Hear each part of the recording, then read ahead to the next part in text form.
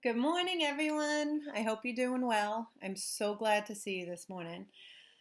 I just want to say that I loved our group chat the other day.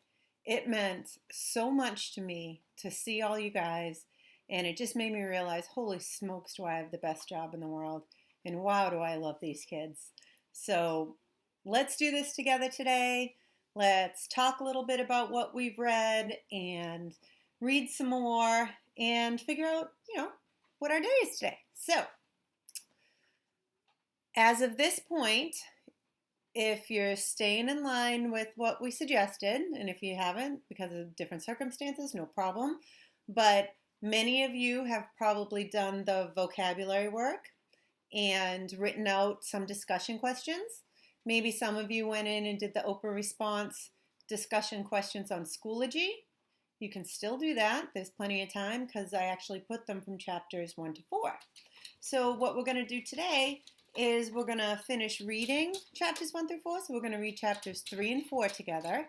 We're going to look at the discussion questions as we go. And then you can feel free to jot down some answers. You can go on to Schoology, open the discussion questions tab in the Red Fern folder, answer those, and I can give you some feedback on them. And then when we're done with everything, you can go in and take the multiple choice comprehension check-in. And if you feel like you don't do great on that, you can take it again. You can go back and review. You can listen to this video again. You can read it on your own, which I'll talk about more tomorrow, which is an option for you as well. You're all great readers, and some of you like to listen and have this connection, and some of you may not want to listen to me and just do it on your own, and that's fine too. So let's start in on chapter 3.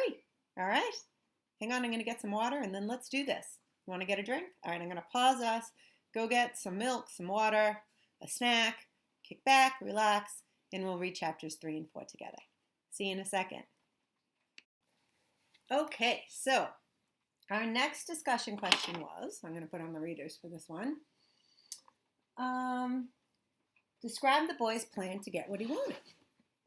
So after watching the video last time, people talk about like sides, like what's your better side, and I always thought that was baloney. What do you mean, what's your better side? Clearly, well, I don't know as I'm looking now, but I was like, I think I have a better side. This might be it. Hold your book to the right. Okay, so I'm going to hold the book to the right today. So what was the boy's plan to get what he wanted? The dog wanting disease never did leave me altogether. With the new work I was doing helping Papa, it just kind of burned itself down and left a big sore on my heart. Every time I'd see a coon track down on our fields or along the riverbanks, the old sore would get all festered up and start hurting again. Just when I had given up all hope of ever owning a good hound, something wonderful happened. The good Lord figured I had heard enough, and it was time to lend a helping hand. It all started one day while I was hoeing corn down on our field close to the river. So hoeing means like how they would weed or cultivate or thin a crop. Across the river, a party of fishermen had been camped for several days. I heard the old Maxwell car as it snorted and chugged its way out of the bottoms. I knew they were leaving. Throwing down my hoe, I ran down to the river and waded across to a place called the Shannon Ford. I hurried to the campground. It was always a pleasure to prowl where fishermen had camped. I usually could find things, a fish line or a forgotten fish pole. On one occasion, I found a beautiful knife stuck in the bark of a sycamore tree, forgotten by a careless fisherman. But on that day, I found the greatest of treasures, a sportsman's magazine discarded by the campers. It was a real treasure for a country boy. Because of that magazine, my entire life was changed. I sat down on an old sycamore log and started thumbing through the leaves. On the back pages of the magazine, I came to the for sale section. Dogs for sale, every kind of dog. I read on and on. They had dogs I had never heard of, names I couldn't make out. Far down in the right-hand corner, I found an ad that took my breath away. In small letters it read, Registered red-bone coonhound pups, $25 each. So now would be a good time to go to your inflation calculator and see what $25 each meant. I'm not going to do it for you or with you this time. So pause me, go to where we said yesterday, inflation calculator, put that into the Google search. A bunch will come up. Click on it. Type in 1930, $25 each. So he needs to raise $50 because he wants two. So you can put in $50 and see how much that means in 2020. The advertisement was from a kennel in Kentucky. I read it over and over. By the time I had memorized the ad, I was seeing dogs, hearing dogs, and even feeling them. The magazine was forgotten. I was lost in thought. The brain of an 11-year-old boy can dream some fantastic dreams. How wonderful it would be if I could have two of those pups. Every boy in the country but me had a good hound or two. But $50? How could I ever get $50? I knew I couldn't expect help from Mama and Papa. I remembered a passage from the Bible my mother had read to us. God helps those who help themselves. I thought of the words. I mulled them over in my mind. That was one of our vocab words, mulled, remember? I decided I'd ask God to help me. There on the banks of the Illinois River, in the cool shade of the tall white sycamores, I asked God to help me get two hound pups. It wasn't much of a prayer, but it did come right from the heart. When I left the campground of the fishermen, it was late. As I walked along, I could feel the hard bulge of the magazine jammed deep in the pockets of my overalls. The beautiful silence that follows the setting sun had settled over the river bottoms.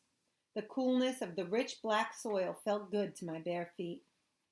It was the time of day when all furried things come to life. A big swamp rabbit hopped out of the trail, sat on his haunches, stared at me, then scampered away.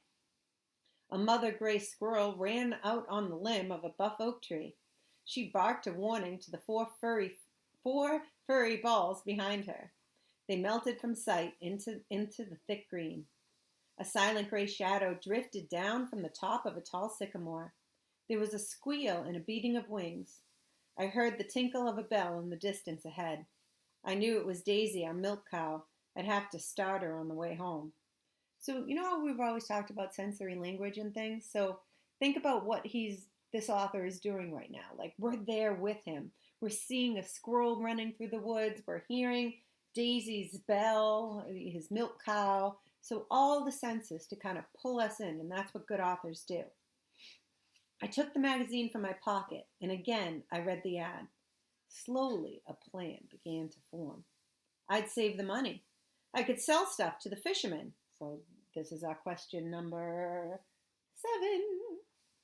I'd sell stuff to the fishermen, crawfish, minnows, and fresh vegetables.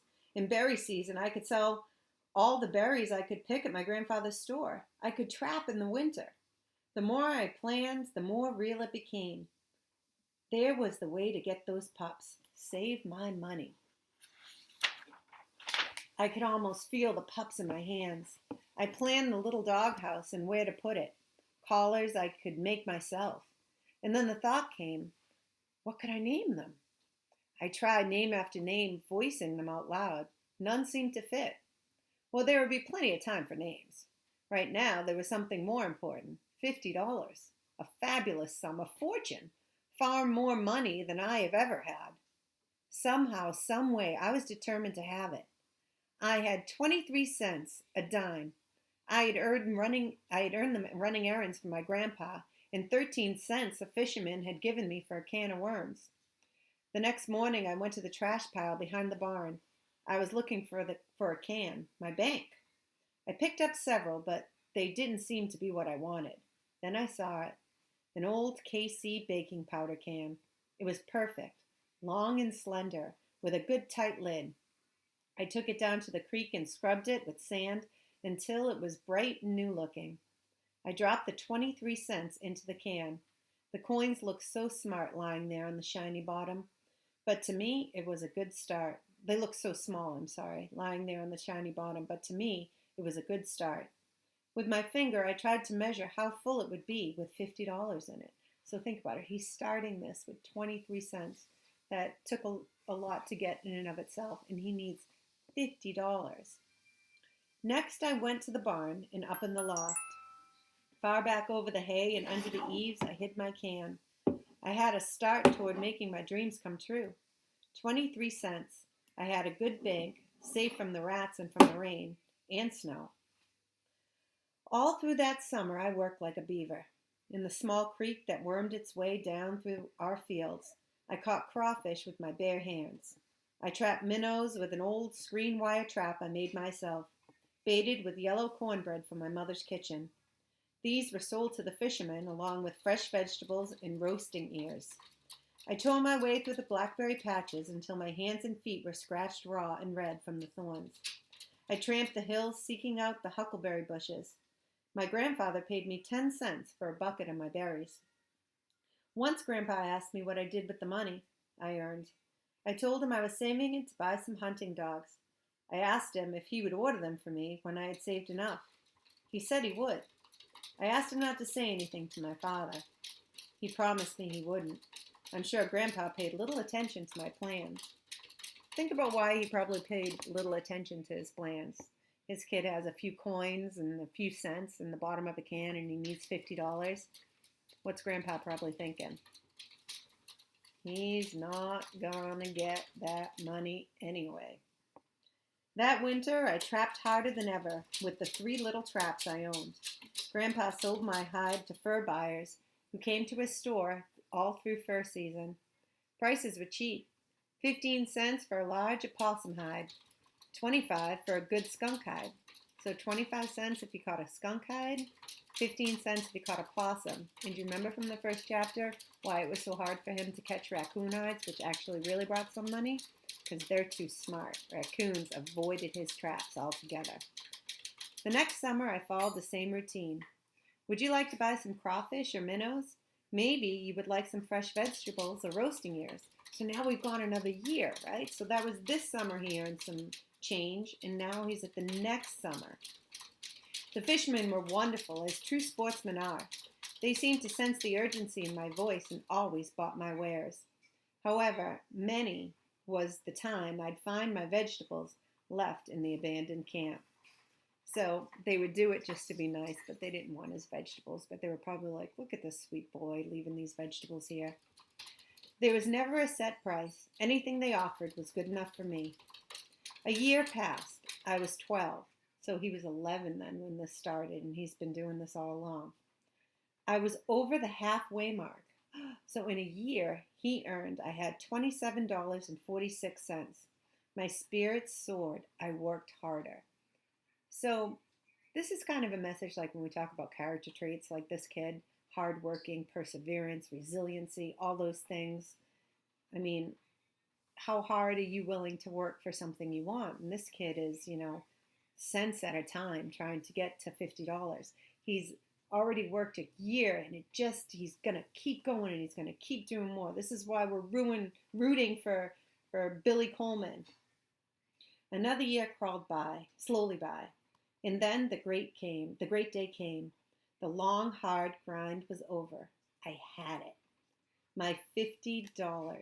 So 2 years it took him. Is that one of our questions? How long did it take the boy to get the money?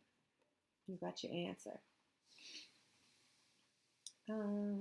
I had it, my $50. I cried as I continued it over and over. As I set the can back in the shadowy eaves of the barn, it seemed to glow with a radiant whiteness I had never seen before. Perhaps it was all imagination, I don't know.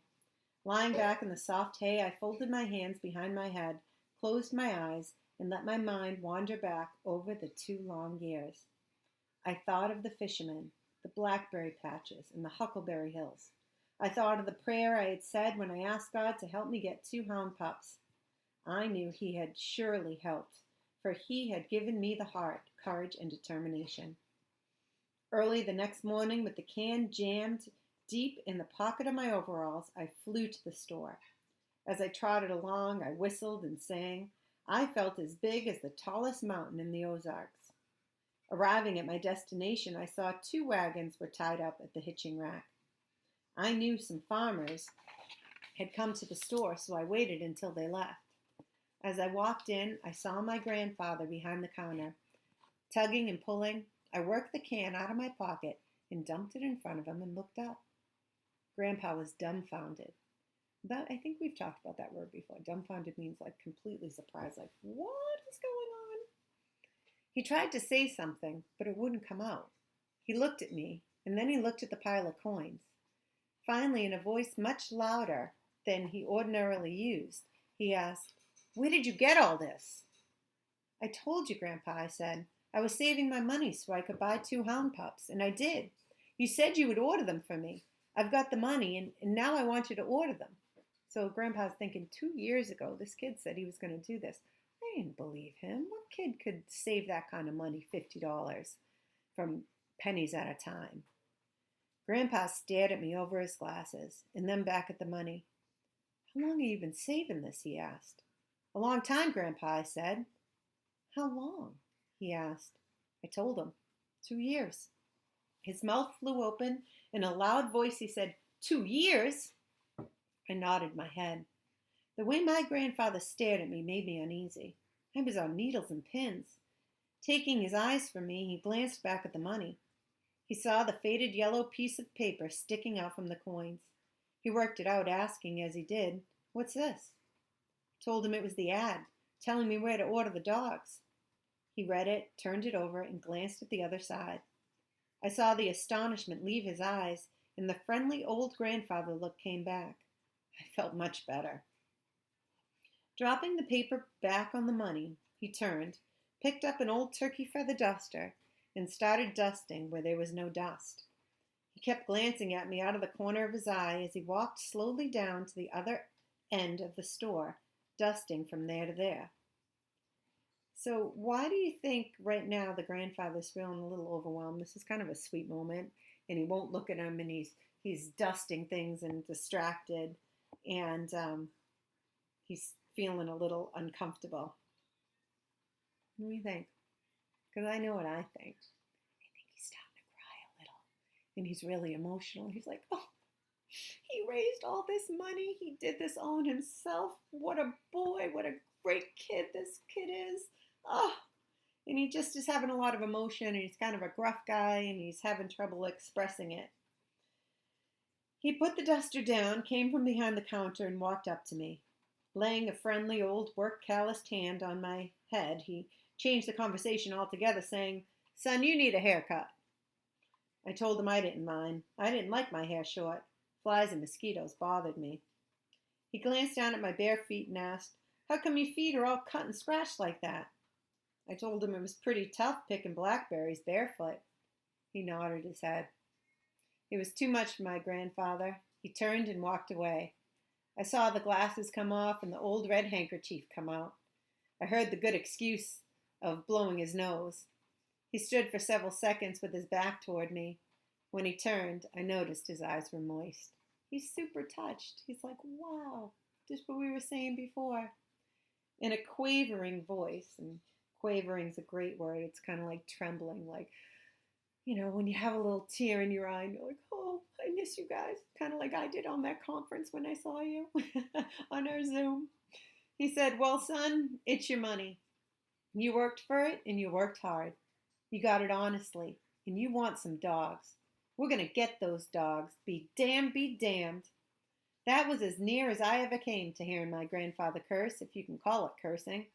He walked over and picked up the ad again, asking, "Is this 2 years old too?" I nodded.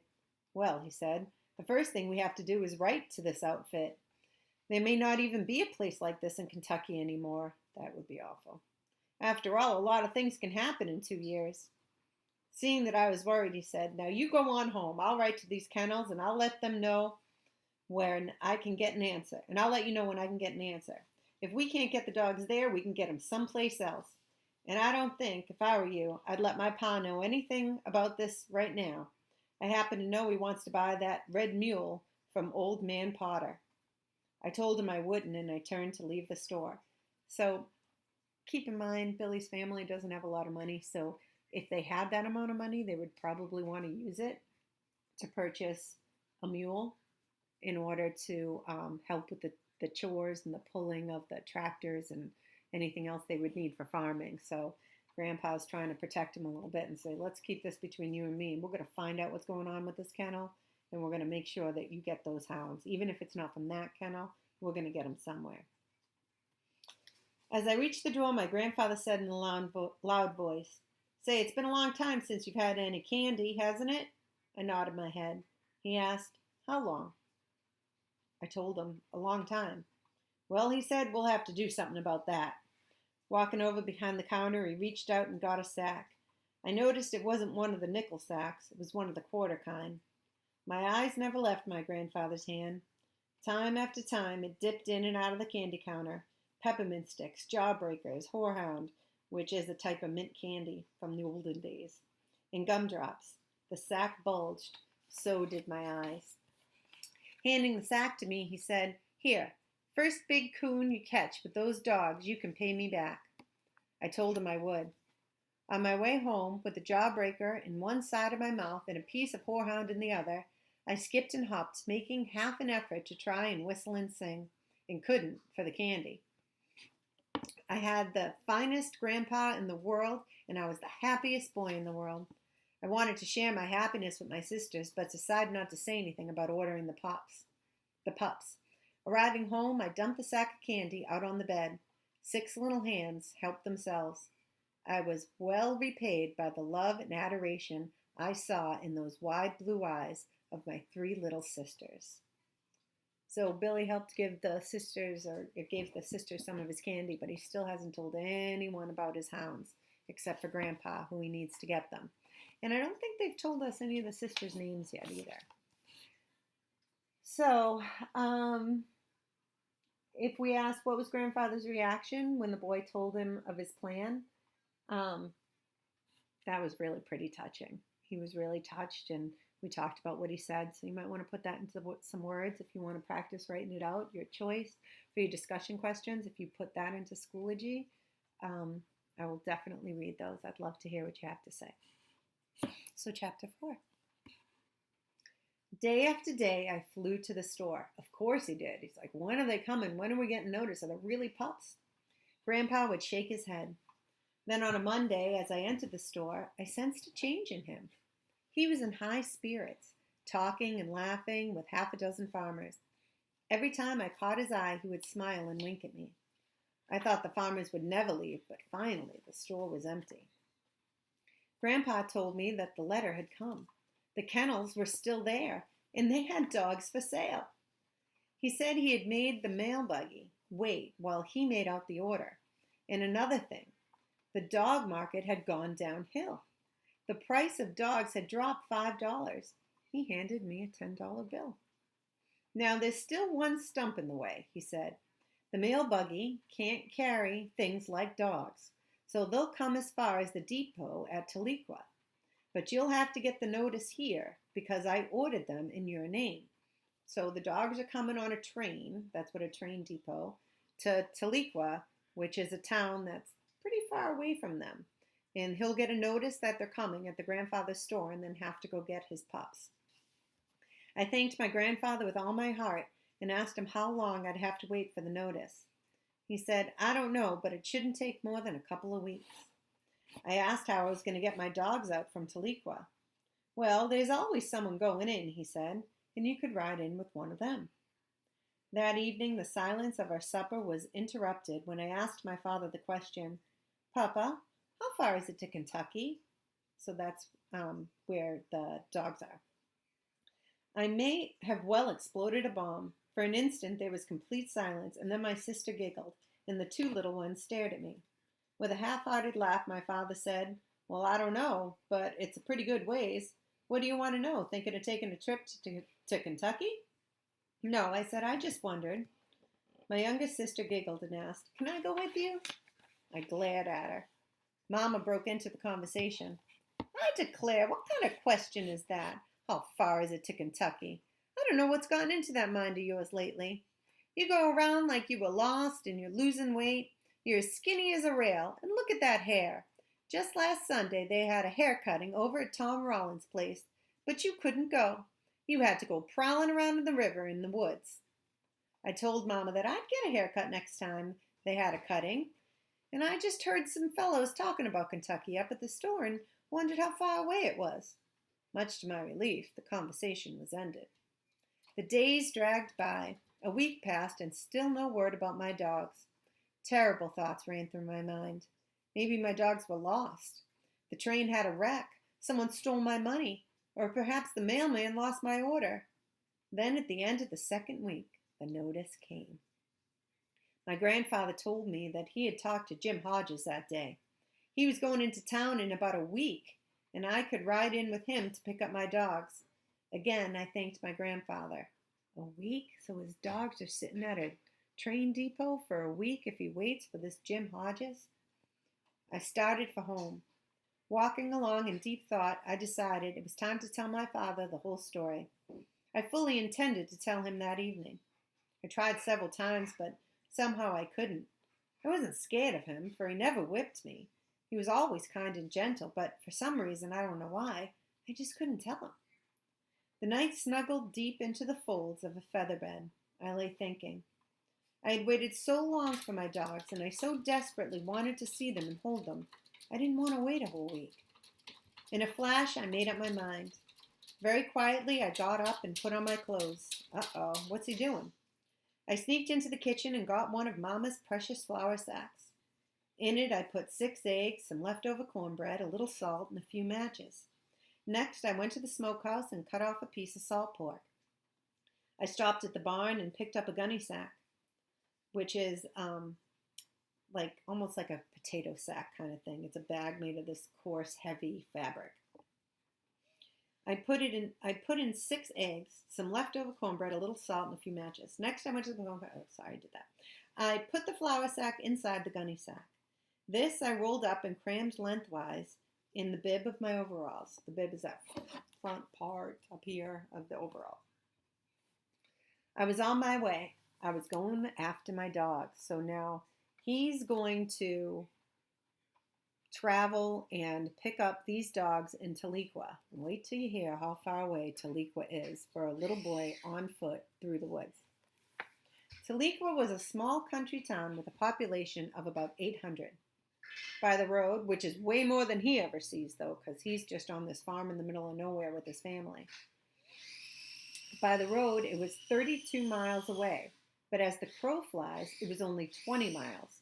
I went as the crow flies, straight through the hills. So what they mean by the way the crow flies, so the crow doesn't have to worry about roads and paths. So if I wanted to go to your house as a bird would, I could probably just cut that way and be there in a mile. But if I had to go roads, it might take me 3 miles because I got to go down Route 6, take a right, take a left, take another right, and that adds more time. So we're still talking 20 miles through the woods. 12-year-old boy. What did you hear that first night? Mountain wolves? Dangerous. Although I had never been to the town in my life, I knew what direction to take. Tahlequah and the railroad lay on the other side of the river from our place. I had the Frisco Railroad on my right and the Illinois River on my left. Not far from where the railroad crossed the river lay the town of Tahlequah. I knew if I bore to the right, I would find the railroad, and if I bore to the left, I had the river to guide me. Sometime that night, I crossed the river on a riffle somewhere in the Dripping Springs country. So a riffle is like a shallow area where you can kind of walk through the river. Coming out of the river bottoms, I scattered up the long hogback ridge, which is a sharp summit with steep sloping hills, and broke out on the top in the flats. A mile eating trot, I moved along. I had the wind of a deer and the muscles of a country boy, a heart full of dog love and strong determination. I wasn't scared of the darkness or the mountains, for I was raised in those mountains. On and on, mile after mile, I moved along. I saw faint gray streaks appear in the east. I knew daylight was close. My bare feet were getting sore from the flint rocks and saw briars. I stopped beside a mountain stream, soaked my feet in the cool water, rested for a spell, and then started on. After leaving the mountain stream, my pace was much slower. The muscles of my legs were getting stiff. feeling the pangs of hunger gnawing at my stomach. It's another vocab word for you. I decided I would stop and eat at the next stream I found. Then I remembered I had forgotten to include a can in which to boil my eggs. I stopped and built a small fire. Cutting off a nice thick slab of salt pork, I roasted it, and with a piece of cold cornbread made a sandwich. Putting out my fire, I was on my way again. As I ate and trotted along, I felt much better. I came into Tahlequah from the northeast. At the outskirts of town, I hid my flour sack and provisions, keeping the gunny sack. I walked into town. I was scared of Tahlequah and the people. I'd never seen such a big town and so many people, so he's pretty much been raised on this farm with just his sisters and his parents. There was store after store, some of them 2 stories high. The wagon yard had wagons on top of wagons, teams, buggies, and horses. 2 young ladies about my age stopped and stared at me and then giggled. My blood boiled, but I could understand. After all, I had 3 sisters, and they were giggling all the time, too. I went on. I saw a big man coming up the street. The bright, shiny star in his vest looked as big as a bucket. I saw the long black gun on his side, and I froze in my tracks. I'd heard of some sheriffs and marshals, but I had never seen one. So maybe that would be a little intimidating to him as well. Stories repeated about them in the mountains told how fast they were with the gun and how many men they had killed. The closer he came, the more frightened I got. I knew it was the end for me. I could just see him aiming his big black gun and shooting me between the eyes. It seemed like a miracle that he passed by, hardly glancing at me. Breathing a sigh, I walked on, seeing the wonders of the world. So this is all part of question 10, which was describe the boy's journey to pick up the dogs. So going into Tahlequah, seeing these giant 2-story buildings and all these people and a sheriff that he had never seen before and was frightened, all part of this journey. Passing a large store window, I stopped and stared. There in the window was the most wonderful sight I had ever seen. Everything under the sun. Overalls, jackets, bolts of beautiful cloth, new harnesses, collars, bridles, that's the thing for horses. And then my eyes did pop open. There were several guns, and one of them had 2 barrels. I couldn't believe it. 2 barrels? I had seen several guns, but never one with 2 barrels. Then I saw something else. The sun was just right, and the plate glass was a perfect mirror. I saw the full reflection of myself for the first time in my life. So think about that for a second, that maybe you didn't think about before. This kid never had a mirror in his home. He never saw his own full reflection before. I mean, maybe he had a small mirror, but the plate glass, kind of like you think about when you're walking into Target and you're like, oh, hey, looking good. As you walk in, he's seeing this now for the first time, his full reflection. I could see that I did look a little off. My straw-colored hair was long and shaggy and was bushed out like a cow tassel that had been hit by a wind. I tried to smooth it down with my hands. This helped some, but not much.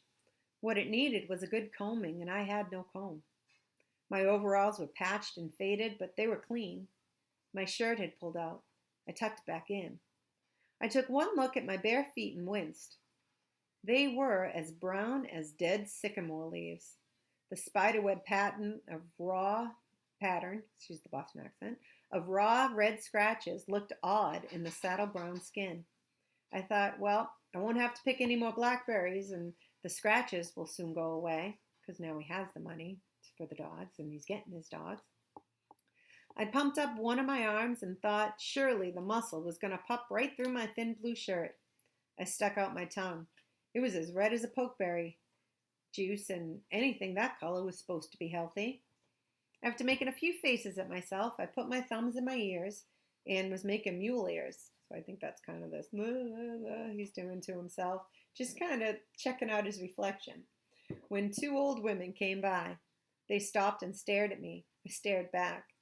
As they turned to go on their way, I heard one of them say something to the other. The words were hard to catch, but I did hear one word, wild. I couldn't help grinning. They sounded just like Mama. As I turned to leave, my eyes fell again on the overalls and the bolts of cloth. I thought of my mother, father, and sisters. Here was an opportunity to make amends for leaving home without telling anyone. What do you think his family's going to do when they wake up and he's not there? There's no cell phone. They are going to have no idea where he is, and they're going to be petrified. I entered the store. I bought a pair of overalls for Papa. After telling the storekeeper how big my mother and sisters were, I bought several yards of cloth. I also bought a large sack of candy. So remember, he had that extra $10 because the dogs were, cheaper. Glancing down at my bare feet, the storekeeper said, "I have some good shoes." I told him I didn't need any shoes. He asked if that would be all. I nodded. He added up the bill, and I handed him my $10. He gave me my change. After wrapping the bundles, he helped me put them in my sack. Lifting it to my shoulder, I turned and left the store. Out on the street, I picked out a friendly-looking old man and asked him where the depot was. He told me to go down to the last street and turn right as far as I could, and I couldn't miss it. I thanked him and started on my way. Leaving the main part of town, I started up a long street through the residential section. I'd never seen so many beautiful houses, and they were all different colors. The lawns were neat and clean and looked like green carpets. I saw a man pushing some kind of mowing machine. I stopped to watch the whirling blades. He gawked at me. I hurried on. Is that one of our vocab words too? I heard a lot of shouting and laughing ahead of me. Not wanting to miss anything, I walked a little faster.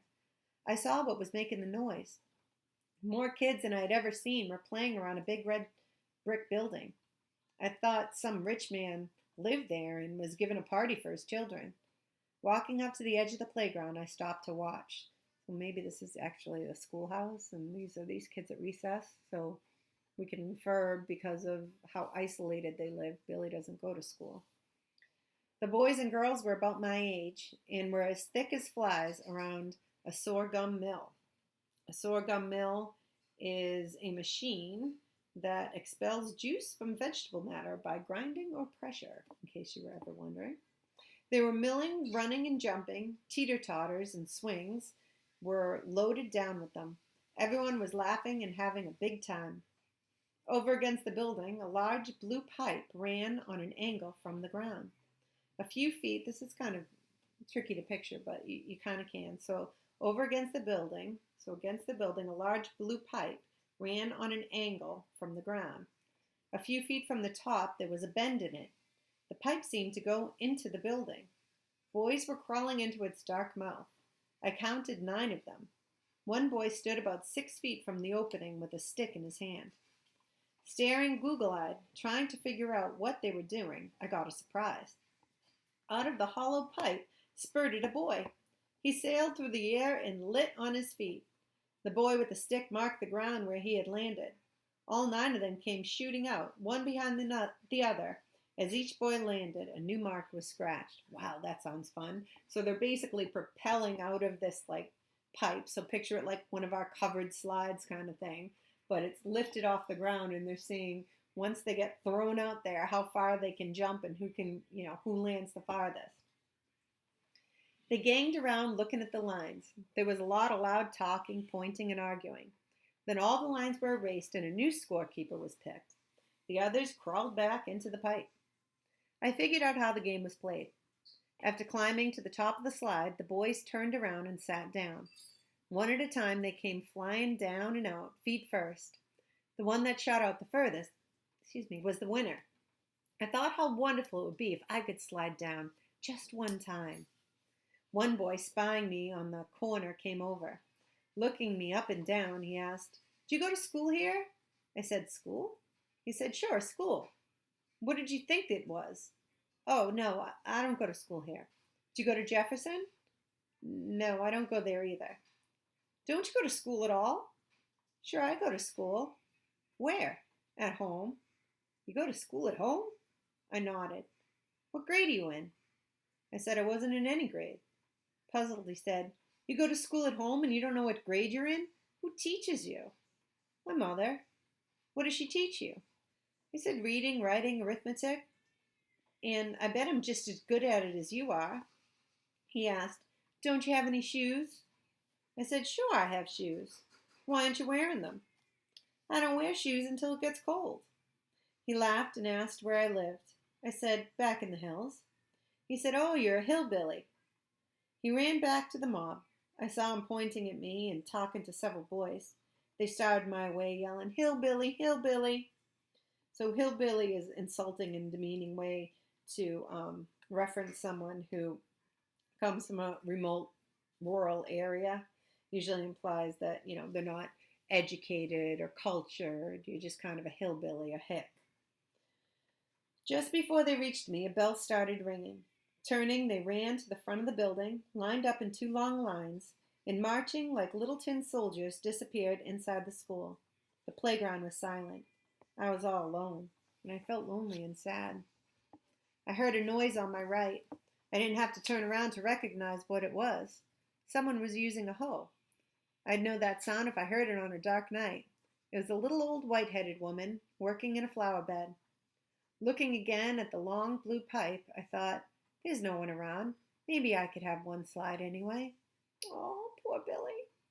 Go for it, have one slide. I eased over and looked up into the dark hollow. It looked scary, but I thought of all the other boys I had seen crawl into it. I could see the last mark on the ground and thought, I bet I can beat that. Laying my sack down, I started climbing up. The farther I went, the darker and more scary it got. Just as I reached the top, my feet slipped. Down I sailed. All the way down, I tried to grab onto something, but there was nothing to grab. Picturing it like a water slide, kind of covered, if you've ever gone down one of those. I'm sure some great champions had slid out of that pipe, and no doubt more than one world record had been broken. But if someone had been there when I came out, I know the record I set would stand today in all its glory. I came out just like I went in, feet first and belly down. My legs were spread out like a bean shooter stalk, arms flailing in the air. I zoomed out and up. I seemed to hang suspended in air at the peak of my climb. I could see the hard-packed ground far below. As I started down, I shut my eyes and gritted my teeth. This didn't seem to help. With a splattering sound, I landed. I felt the air whoosh out between my teeth. I tried to scream, but I had no wind left to make a sound. After bouncing a couple times, I finally settled down to earth. I lay spread-eagled for a few seconds and then slowly got to my knees. Hearing loud laughter, I looked around. It was the little old lady with the hoe in her hand. The little old lady's laughing at him? Oh! She hollered and asked how I liked it. Without answering, I grabbed up my gunny sack and left. Far up the street, I looked back. The little old lady was sitting down, rocking with laughter. All right, it probably looked kind of funny. Couldn't understand these town people. If they weren't staring at a fellow, they were laughing at him. All right, so that concludes chapter 4. So what I suggest for you now is I would love to see you practice your writing, practice your complete sentences, practice compound sentences, complex sentences, compound complex sentences, and answer some of these discussion questions. You can go onto Schoology discussion questions and answer 1 through 10. And then once you feel comfortable with that, if you want to take the checkpoint multiple choice, you can go ahead and do that as well. So that will be open for a while. I'll open up the multiple choice questions if you want to take those. If you want to do the discussion questions, I'd love to see you writing and what you have to say. All right, I miss you guys. I hope everything's going well and you're having a good day. I'm here if you need me. Email me. Anything I can do for you. Take care. Have a great day. Bye.